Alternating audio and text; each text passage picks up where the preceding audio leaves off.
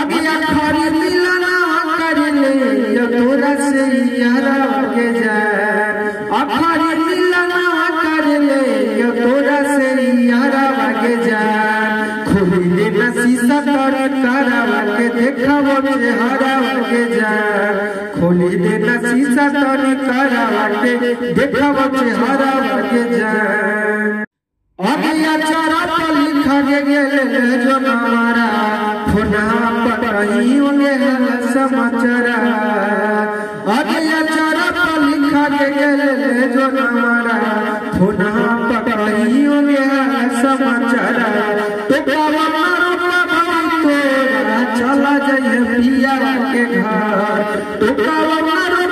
भाई तोरा चला जाए पिया के घर खोली दे ना शीशा तर करावा के देखावा चेहरा के जान खोली दे ना शीशा तर करावा के देखावा चेहरा के जान अगिया खरी मिलना कर ले यो तोरा से यारा के जान अखरी मिलना कर ले यो तोरा से यारा के जान खोली दे ना शीशा तर करावा के देखावा चेहरा के जान खोली दे ना शीशा तर करावा के देखावा चेहरा के